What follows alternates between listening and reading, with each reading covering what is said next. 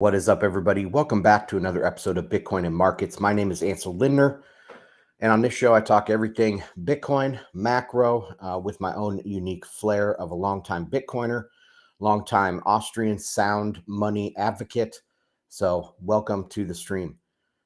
Today, Mondays, I always put out a free weekly newsletter. That's what we're going to go over here today. So, if you're not subscribed to that, make sure you go to bitcoinandmarkets.com, sign up for the free subscription, and get notified of all my content. Let me share that screen and go right into it. So here is the website. It is issue number 238. And this meme, I thought, I try to start with a meme every single week. And this one was pretty interesting because obviously Bitcoin is a Vebling good. And for those that are unaware of what a Vebling or a Giffen good is, it is something where its demand goes up as the price goes up. Kind of like a luxury item, but a luxury item eventually comes back the other way, right? The example I use is you probably will sell more Rolexes at $5,000 than $1,000. At least you'll get more profit at that level. But once you go to 5 million, there's a point at which you don't keep selling more Rolexes. They become less and less popular. So that is a Veblen good as well. However, Bitcoin is different than that because Bitcoin's demand curve will not bend backwards. The higher the price goes, the more demand there will be, period. So this cartoon is exactly correct. It's been in Bitcoin for a long time. I think it probably started at like 200 over here and 500 in the expensive one, but this is how it's always been in Bitcoin. The more the price goes up, the more demand there is for Bitcoin. All right. So every week on the newsletter, I have this table up front. So try to give a real quick synopsis of the market. And so I have for weekly trend, we are testing support. We will go over a chart here in a minute. The media sentiment is negative. It's not very negative. It's actually gotten a little bit better, I think. There was a video out this morning by the WEF, and I think I have that down here a little bit lower on the newsletter, and I'll play that for you. The network traffic is low. We'll cover that. Mining industry, very stable. Price is down about 7.5% this week, but it has been up consistently this year, so it's not that big of a deal. But we will take a look at some areas of concern on the chart. Friday's live stream turned a little bit bearish on me as I was talking through the price and talking through some of the things we see in macro. So it did turn. I turned a little bit bearish on Friday.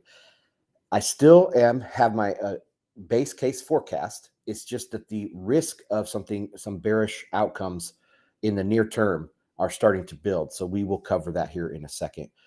Let's see. Difficulty did go up by 1.7%. Mempool down to 11 megabytes. Lightning Network, it is shrinking here a little bit. Over the last couple of weeks, we've seen some of these numbers going down. I track the capacity in Bitcoin and the channels. You could track capacity in dollars, and this would be a completely different picture. But as for just the number of Bitcoins in the Lightning Network, it's down 1% this week. The number of channels is down 0.1%. Actually, it's down half of that, half of 0.05%, but I rounded it up to 0.1. Okay, then I go into this, in case you missed it, some of my other content for the week. Now we're getting into the headlines. Now, one thing I've noticed over this weekend definitely, but towards the tail end of last week, is people are starting to talk a lot more about the halving. The halving is under a year away now, and so it's starting to produce this hype cycle. It has its own hype cycle. I talked about this when I was on the Orange Pill Addicts podcast. a couple weeks ago. They asked me about the cycles and if the halvings are going to lose their dominance. And my conclusion is that yes, the mechanical deflationary spiral will lose its significance. However, the uniqueness of the halving and the social aspect around the halving will increase. So what is the total outcome there between a declining mechanical deflation and a increasing social, hype around the whole halving? Where does that come out? It's probably going to be a wash. So these 4-year cycles will typically be the same. Each 4 years will probably have another 4-year cycle. Okay, so I just have some examples of how I've seen the halving start creeping into the news cycle. We have the Washington Post wrote a big piece that had all these multiple points about what the Bitcoin halving is, why does it boost the price, et cetera, et cetera. So this is a pretty significant article that it's basic, but I mean, it's getting into the mainstream consciousness, so it's very good. Corey Clipson had a tweet talking about the specifics of the halving cycle. Why is it not an exponential curve? It's a step function. Why does that happen? And so he's been talking about that, and he's one of the most influential guys in Bitcoin. So yeah, it's just getting out there. A lot of people are continuing to talk about the halving. Okay, what else? What other news is there out there for Bitcoin? Well, the EU lawmakers this week, they approved this the MICA legislation. It still doesn't go into effect until 2024, but it's baked in the cake now. I think they would have to vote to not implement it, and it's not a good thing for Europe. It's just another reason why I'm bearish, much more bearish on the EU than I am on the United States. The United States has nothing like this. Last week, we also watched the Gary Gensler get grilled by the Senate Finance Committee. That's not happening over there in the UK or in the EU. Okay, so they are going down a completely different path than the US is going down, and the differences are becoming stark. So, all right, let's get into the macro headlines. The elites are starting to realize that they can't win, okay, or at least they can't win in the way that they thought they were going to. And one of the ways I've been explaining this recently is we know central planning doesn't work, and they will come to a point, these Davos globalist types, they will come to a point where it's an existential risk. They're losing power both internationally and domestically because of a rise in populism to vote them out of power.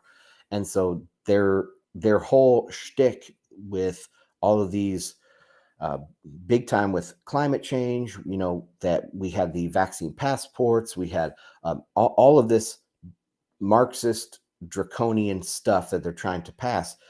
It's slowly losing, and they are, once they're put in a position to choose between fighting fossil fuels or playing second fiddle to the Chinese elites, they're going to choose to drop the fossil fuel argument. So that's what I see happening.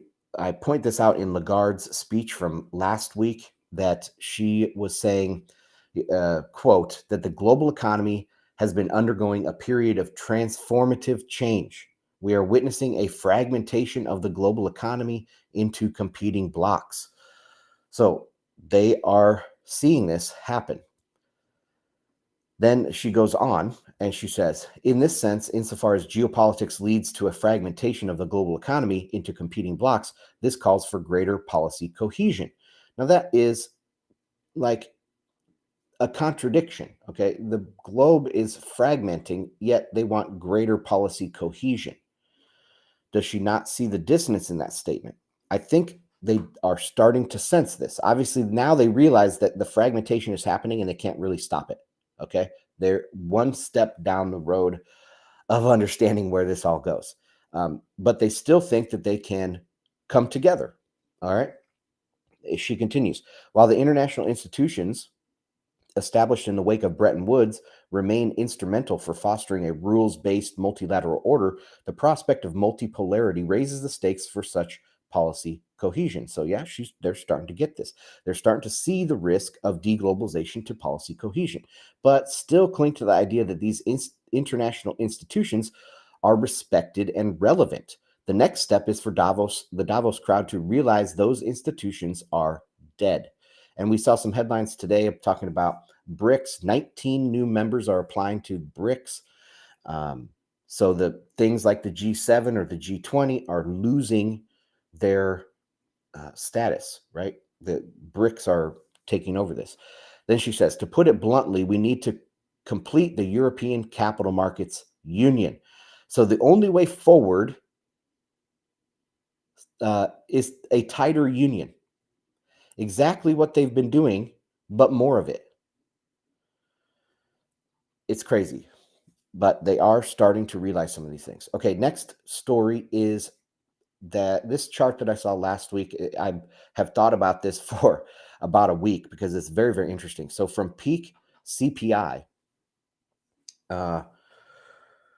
measuring peak CPI and the market behavior around the peak in CPI of the last several cycles, all prior cycles, I think going back to 1950, we are smack dab right in the middle. And this analysis would say that the bottom is in for stock market. Very, very interesting. We're going to go over some of the charts here in a second other than this, but very interesting chart. Okay. And lastly, on Friday, we covered this. This is a huge development here. The 4-week Treasury bill, the yield is just crashing. Okay. So there's clearly something going on in the shadows of the financial system. Some people have come out and said, oh, this is due to the debt ceiling. Maybe there's some influence there, but Jeff Schneider and his researchers come out and said, no, that's not the case. This really has nothing to do, a falling 4-week Treasury has nothing really to do with the debt ceiling at all. So because the idea is that people will stop buying, say, 3-month paper, and they'll start buying the shorter 1-month paper. But there's no evidence that they're stopping the buying of the 3-month paper. So there is half of that argument is missing in the data. Okay. So this does not have anything to do as of yet with the debt ceiling debate. And we'll have to watch how this unfolds. But really, just looking at this chart, you have to say that the Fed is not in control. The Fed is not in control of markets. The reason why the market would follow the Fed is because of this belief in the mythology of the Fed. They believed what the Fed told them the whole time. And so, yeah, it was, you can see multiple times that it has broken out of this range where it was questioning the Fed. The market was questioning the Fed, but ultimately the consensus of the market was to believe the Fed, to believe in this mythology. But now something has changed, and the entire market is willing to go against the Fed, which is very, very interesting development. And this portends of something imminent. There's some sort of imminent problem in the financial system, whether that's a large bank or whatever. We covered all this on Friday. Okay, now let's get into the Bitcoin price. So last week, I drew this image or this chart with the extension of the 50-day moving average and a bounce off the 50-day moving average. This wasn't my base case, but this was if we would break down out of this channel and out of this kind of pattern up here, we would very likely hit the 50-day moving average. Last week I said, if we cannot hold this important level of 28,750, it likely goes to the 50-day moving average. And then this week, you can see that's exactly what it has done. I added in here this 200-week moving average. So there is a lot of support around here. My base case still is a bounce on the 50-day moving average. Let's see. I do say that there is another dimension here to the price, and that is this repeated pattern. If we go back to 2021 and the all-time high, the run-up to the all-time high, it looks very similar to what we've seen since the bottom. If we break this 50-day moving average, it would start to look eerily like that. And so what I did on the next chart was I just took the behavior of the price after it broke the 50-day moving average back in, this is around November of 2021, and I mapped it to today. If we break the 50-day moving average and we repeat this sort of pattern, that's going to delay future upside. So what do I write here in this? I say my overall forecast is for price to move up over the next couple of quarters to 48 to 50K. How we get there is what I try to detail out in these newsletters. I'm bullish on the fundamentals and the charts. However, some macro issues like the 4-week Treasury bill crash I posted above are starting to get concerning. If there is a market crash, Bitcoin would break below the 50-day moving average and perhaps delay more upside until later in the year or even the early part of next year. And so then again, let me pull up this chart. You can see this arrow is starting to go up above current levels in November, December of this year, if we follow a pattern like we had back in 2021 through the first months of 2022. So anyway, I'm really watching this. Again, my base case is that we bounce here and we have further upside, but we're going to detail that out more in the Market Pro issue that's coming out this week. Okay, headlines for mining. The WEF, they are talking about capturing flare gas. And let's see if I have this audio. I think that audio is shared, so I'm going to play this video.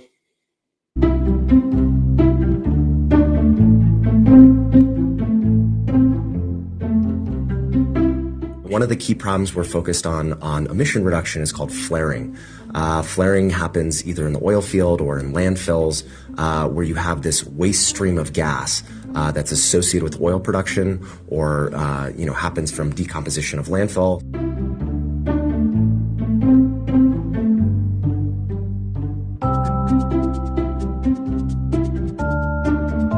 Crusoe does is we actually build, operate, and manage these mobile and modular data centers that we co-locate on location with these waste sources of energy. And then we use those waste methane streams to power these mobile modular data centers. And so by doing that, not only do we create a massive emission reduction from this previously wasted source of energy, but we can also produce ultra low cost computing infrastructure by harnessing this otherwise stranded form of energy.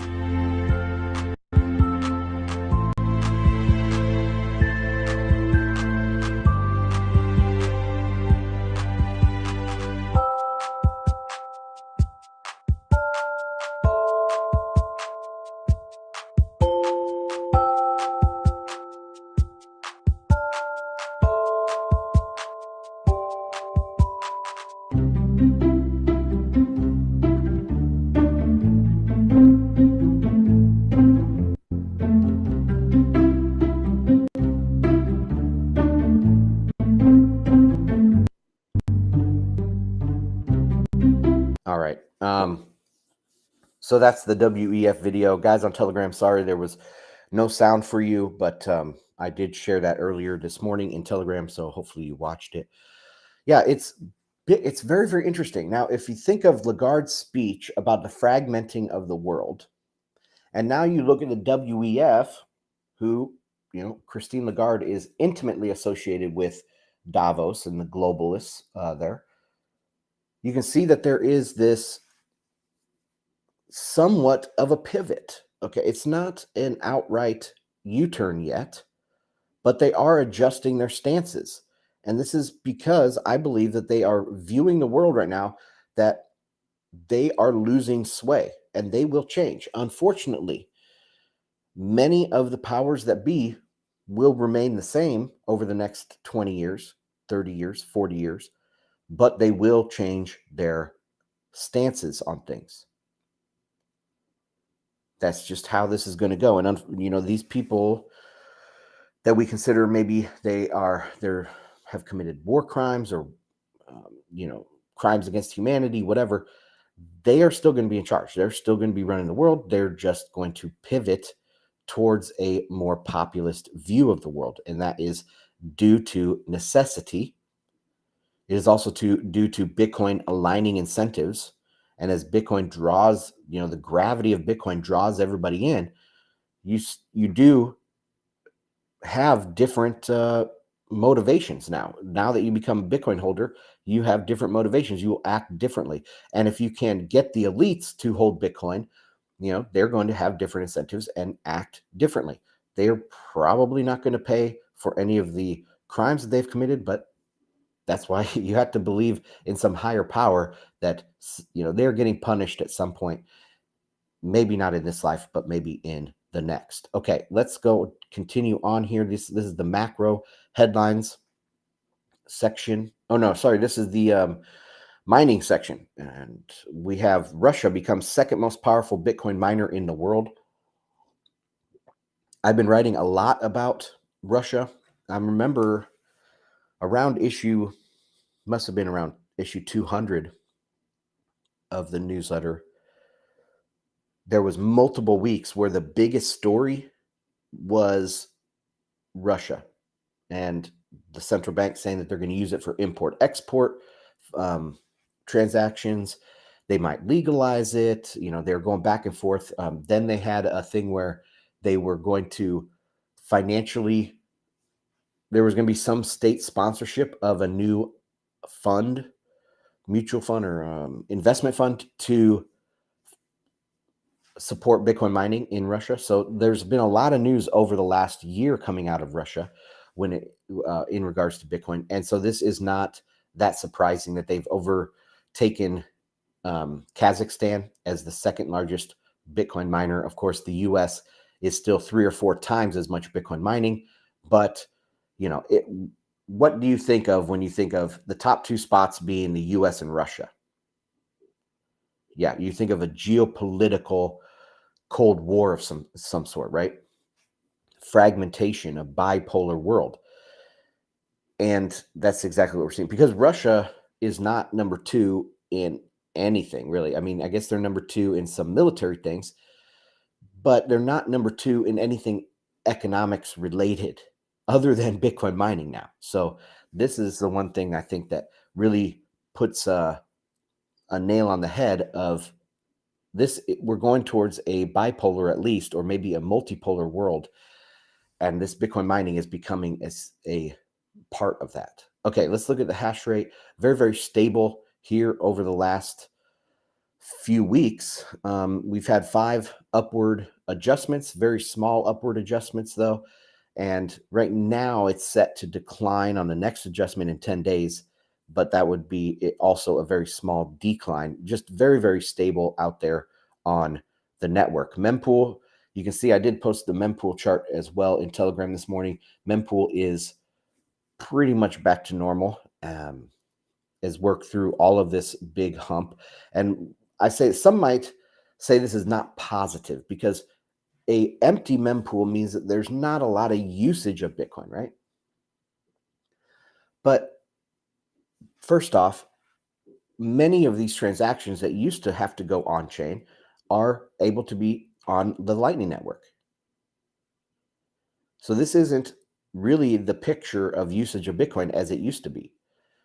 The transactions that are going to occur on chain are going to be large transactions, and 3 to 7 transactions a minute or 3 to 7 transactions a second is okay for these very large transactions in the world. Saifedean did some calculations on like central bank, this is high powered base money transactions, and Bitcoin would serve that function perfectly fine. So we shouldn't expect the mempool to be really high all the time. We'll have to see how this develops. But anyway, so yeah, I say I disagree. We don't even know what that traffic came from for sure. It could have been inscriptions. It could be people withdrawing Bitcoin from exchanges due to the Operation Choke Point nonsense. or big players moving coins around due to jurisdictional risk, any number of things. So we don't know exactly why this spike happened, but it's very interesting. Okay, onto the Lightning Network. Just have a quote here from Dylan LeClaire. He says the median fee rate for transfers over the Lightning Network is anywhere from 60,000% to 140,000% more efficient than what is currently being charged by legacy credit card processors. 0.003% median fee rate compared to 1.5% to 3.5%. Yeah, it's just pretty crazy when you think about it. But of course, the Lightning Network is still not used nearly enough to make this a legit scale comparison. But even if the fees go up, 10 times on the Lightning Network in the future, it's still going to be extremely cheap compared to the way the credit cards work. Also, well, I'll just leave it at that. I was going to go into centralized layer twos, but we'll leave that for another day. Okay, and then this Sivir Kit, Bitcoin researchers introduce Sivir Kit, a peer-to-peer marketplace built on Nostr and Lightning. The Sivir Kit combines the Nostr architecture with the Lightning Network, prioritizing privacy and security through escrowed trades, decentralized identity moderation, and peer-to-peer messaging protocol. A peer-to-peer messaging protocol, and know your peer oracles for adjudication. A press release shared to Bitcoin Magazine stated, the system aims to support all kinds of trading, including goods and services. The top researchers will gradually release code and modules extensively building on top of the Lightning Development Kit and Nostr libraries. I did report about this before, and so it's not cutting edge. It's already a couple weeks old. But I also want to add that this has been tried before. There have been things like this before that never panned out. Maybe the market wasn't ready for it. Maybe the market still isn't ready for it. We'll have to see how this takes off. But the success of Nostr, I think, is making people become much more enthusiastic about this type of decentralized marketplace. So very, very interesting. That's it for the newsletter. And that's it for this live stream, actually, guys. A pretty short day today. Thank you for joining me. Again, my name is Ansel Lindner, and check out bitcoinandmarkets.com to follow all of my stuff. I'm live streaming right now on YouTube, Twitter, Twitch, and Telegram. So you can find me there almost a daily basis, Monday, Wednesday, Friday, at least, live streaming on all of those platforms. And that's it, guys. Thanks for hanging out, and I'll see you on the next one. Bye.